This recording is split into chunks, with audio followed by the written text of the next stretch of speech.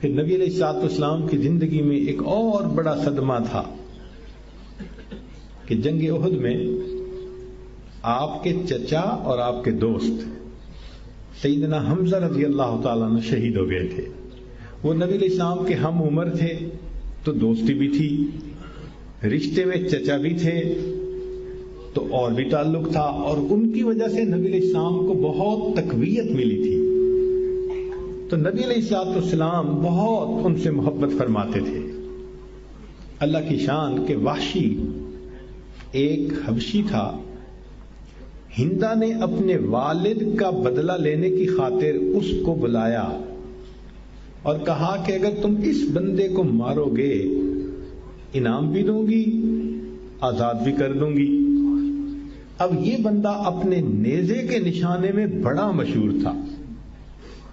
کہتے ہیں کہ یہ اگر 100 مرتبہ بھی نیزہ پھینکتا تھا تو ایک مرتبہ بھی نشانہ قضا نہیں ہوتا تھا، اتنا نشانہ تھا اس کا.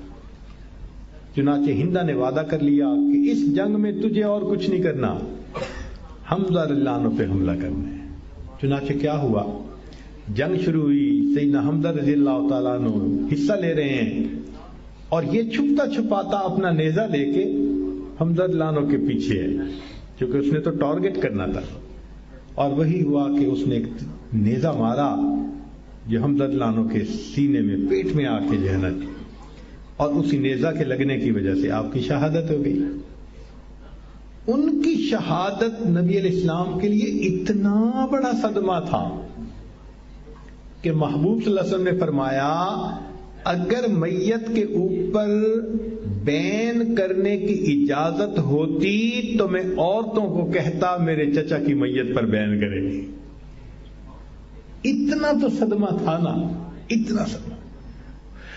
پھر ہوا کیا تھا کہ جب ان کو شہید کیا تو ہندا خود گئی تھی، اور ہندا نے جا کے ان کی آنکھیں نکالی، ان کے کان کاٹے، ان کا چیر کے سینہ دل نکالا اور ان کے دل کو دانتوں سے چبایا.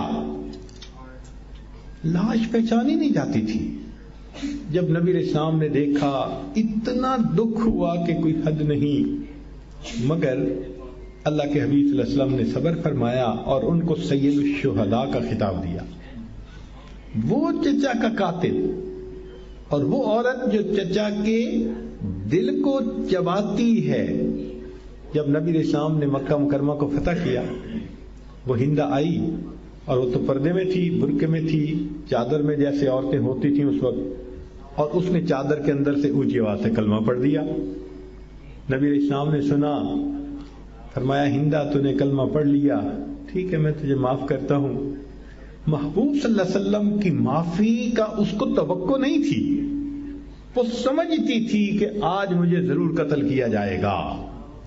جب اللہ کے حبیب صلی اللہ علیہ وسلم نے معاف کر دیا تو وہ کہنے لگی کہ سچی بات کرتی ہوں، جتنے خیمے تھے ان میں آج سے پہلے سب خیموں میں مجھے سب سے زیادہ نفرت آپ کے خیمے سے ہوتی تھی، اور آج آپ نے مجھے معاف کر کے میرا دل جیت لیا. جتنے خیمے ہیں ان میں سب سے زیادہ محبت مجھے آپ کے خیمے سے.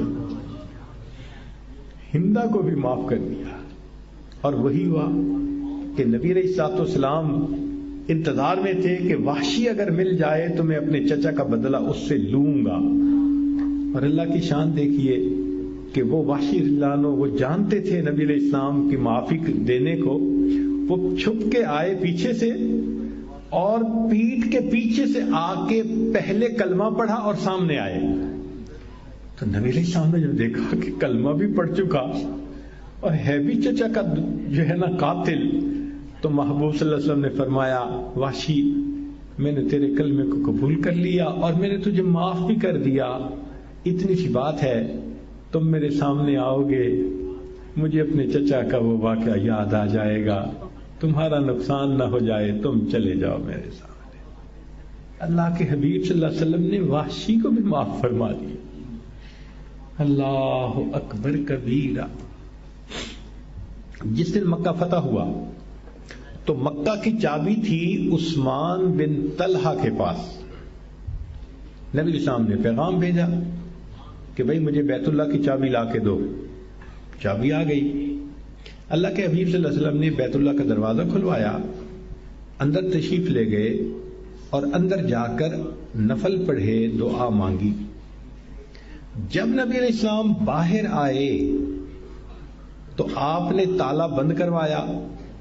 اب صحابہ رضی اللہ تعالیٰ عنہ جو قریب قریب تھے نا، ابو بکر صدیق، عمر فاروق، عثمان غنی، علی مرتضیٰ، عباس لانو، یہ سارے قریب قریب تھے، اور ان میں سے ہر بندے کے دل کی چاہت تھی کہ یہ چابی کا ذمہ دار کسی کو تو بنائیں گے نا، تو بیت اللہ کی چابی کا ذمہ دار ہمیں بننے کی سعادت مل جائے۔ وہ ساتھ ساتھ تھے، ساتھ ساتھ تھے۔ نبی علیہ السلام نے جب دروازہ بند کروا دیا تو آپ صلی اللہ علیہ وسلم نے عثمان کو بلایا۔ عثمان آ گیا، کھڑا ہے۔ نبی علیہ السلام نے فرمایا، عثمان، اس وقت کو یاد کرو جب میں ہجرت کے لیے جا رہا تھا، میرا بڑا جی چاہتا تھا کہ میں بیت اللہ کے اندر جاؤں، اللہ کی عبادت کروں، اور اس وقت میں نے تمہیں کہا تھا کہ دروازہ کھول دو، اور تم نے کھولنے سے انکار کیا تھا۔ اور عثمان، میں نے تمہیں یہ بھی کہا تھا کہ آج تم میرے کہنے پہ دروازہ نہیں کھول رہے، ایک وقت آئے گا جس حالت میں ہوں اس حالت میں تم کھڑے ہوگے، اور جس حالت میں تم کھڑے ہو اس حالت میں میں ہوں گا۔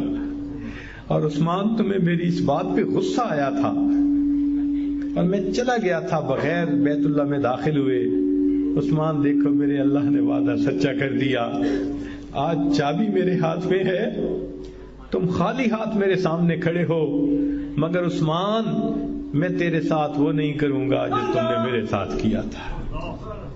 عثمان، میں تیرے ساتھ وہ نہیں کروں گا جو تم نے میرے ساتھ کیا تھا، میں چابی تمہیں واپس کرتا ہوں، یہ قیامت تک تمہارے خاندان میں رہے گی۔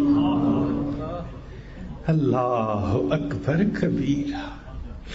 یہ عفو درگزر کہلاتی ہے، یہ معافی کی صفت کہلاتی ہے کہ اللہ کے حبیب صلی اللہ علیہ وسلم نے ان لوگوں کو معاف کر دیا کہ کوئی توقع بھی نہیں کر سکتا تھا کہ ان کو معاف کیا جائے گا۔ یہی وجہ ہے کہ جس دن مکہ فتح ہوا تو مکہ کے سارے سردار نبی علیہ السلام کے سامنے آ کر بیٹھے ہیں، سب مجرم حاضر ہیں۔ یہ وہ لوگ تھے جنہوں نے مسلمانوں کے مکانات کو قبضے میں لیا تھا، باغات کو یا جائیدادوں کو قبضے میں لیا تھا، اور مسلمانوں کو تکلیفیں پہنچائی تھیں۔ نبی علیہ السلام کو یاد تھا کہ انہوں نے شیب ابی طالب میں میرے ساتھ کیا کیا۔ نبی علیہ السلام کو یاد تھا کہ میرے بلال کے ساتھ کیا ہوا۔ محبوب صلی اللہ علیہ وسلم کو یاد تھا کہ خباب کے اوپر چٹان کیسے رکھی جاتی تھی، داغ ان کو کیسے لگائے جاتے تھے۔ نبی علیہ السلام کو یاد تھا کہ ابو جندل اللہ عنہ کے ساتھ کیا ہوا، زنیرہ اللہ عنہ کے ساتھ کیا ہوا، سمیہ رضی اللہ عنہ کے ساتھ کیا ہوا، سب باتیں یاد تھیں، مگر نبی علیہ السلام نے مکہ کے ان لوگوں سے بدلہ لینے کی بات نہیں کی۔ یہ پوچھا، بتاؤ تم کیا چاہتے ہو؟ انہوں نے کہا کہ ایک کریم جو دوسروں کے ساتھ سلوک کرتا ہے، ہم آپ سے اسی کی توقع کرتے ہیں۔ تو نبی علیہ السلام نے فرمایا، اچھا، یوسف علیہ السلام کریم تھے، انہوں نے اپنے بھائیوں کی غلطیوں کو معاف کر دیا تھا۔ جو لفظ یوسف علیہ السلام نے کہے تھے، لا تثریب علیکم اليوم، آج میں وہی لفظ تمہیں کہہ کے تمہاری سب غلطیوں کو معاف کر دیتا ہوں۔ تاریخ انسانیت نے معافی کا ایسا منظر کبھی نہیں دیکھا ہوگا جو اللہ کے حبیب صلی اللہ علیہ وسلم نے فرمایا۔ تو نبی علیہ السلام نے تعلیم دی کہ دیکھو دوسرا بندہ غلطی کر سکتا ہے، مگر عظمت اس سے بدلہ لینے میں نہیں، عظمت اس کو معاف کر دینے میں ہوا کرتی ہے۔ آپ سوچئے کہ یہی تعلیم پھر آگے صحابہ میں چلتی رہی، چنانچہ صحابہ رضی اللہ تعالیٰ عنہ میں بھی معافی کی صفت بہت زیادہ تھی۔ سیدنا حسین لانو کے گھر ایک مہمان آتا ہے، آپ نے اپنی باندی سے فرمایا کہ اس کے لیے کچھ شوربہ لاؤ۔ جیسے آج کل ہم چائے پیتے ہیں تو عربوں کے زمانے میں گھروں میں شوربہ ہوتا تھا تو بس گرم کر کے وہ دے دیا کرتے تھے۔ باندی گئی اور اس نے گرم گرم پیالہ گرم گرم شوربے کا پیالہ بھرا اور لے کے آنے لگی. جب کمرے میں داخل ہونے لگی تو وہ کہیں دیکھ رہی تھی اور پاؤں جو کہیں اٹکا تو سارا کا سارا گرم شوربہ سیدنا حسین لانو کے اوپر آ کر گر گیا. اب ذرا اندازہ لگائیں کہ بوائلنگ واٹر اگر گرے جسم پر تو کتنی تکلیف ہوتی ہے. تو سیدنا حسین لانو کو بہت غصہ آیا کہ اتنی بے دھیانی. آپ نے غصے کے حالت میں اس عورت کی طرف دیکھا. وہ بھی اسی گھر کی تربیت یافتہ تھی, جانتی تھی کہ ان حضرات کا قرآن پہ عمل کیسا ہے. جب دیکھا کہ عثمان غنی لانو کو غصہ آیا تو وہ کہنے لگی والکاظمین الغیظ, غصے کو پی جانے والے. سیدنا حسین لانو نے فرمایا اچھا میں نے اپنے غصے کو پی لیا. وہ کہنے لگی والعافین عن الناس, انسانوں کو معاف کر دینے والے. فرمایا اچھا میں نے بھی تمہیں معاف کر دیا. اس نے کہا واللہ یحب المحسنین, اللہ نیکوکاروں سے محبت کرتے ہیں. فرمان لے کے جاؤ میں نے تمہیں اللہ کے راستے میں آزاد کر دیا. ایسا قرآن مجید کی آیتوں پہ عمل تھا ان کا. کہاں غصہ ہے اور کہاں غصے کی حالت میں غصہ ہی نہیں روکا, صرف اس کو معاف ہی نہیں کیا بلکہ اس کو اللہ کے راستے میں آزاد بھی کر دیا.